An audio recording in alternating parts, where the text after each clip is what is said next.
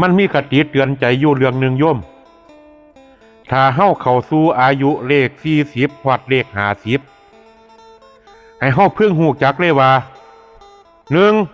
1ยามมีคนมายืมเงินเฮาหรือว่าให้เฮาไปค้ำประกันให้ถ้าเฮาให้เขายืมปัญหาของเขาก็สิเข้ามาสู่ตัวเฮาให้เฮาจงรับรู้ไว้ว่า50%เฮาพร้อมสิเอาเงินที่ให้เขายืมนั้นไปแบบฟรีๆถ้าเฮาไปค้ำประกันให้เขาเฮาจงรับรู้ว่า50%เฮาพร้อมที่สิใช้หนี้ให้เขาแล้ว2มีความฝันเป็นร้อยเป็นพัน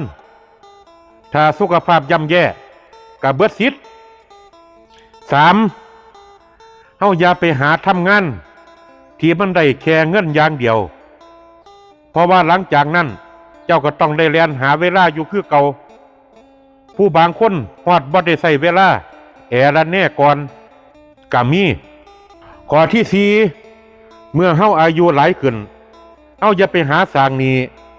อย่าไปหาใส่ใจอยังฟุ่มเฟือย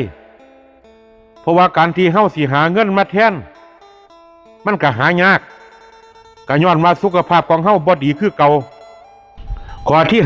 5ก่อนเฮาสิเฮ็ดหยังก็สร้างสิเป็นอาชีพของเจ้าของนี่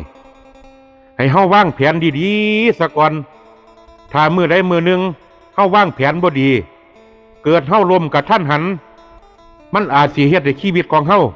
ล่มละลายก็ได้ก็อยากฝากเตือนใจขอเจริญพร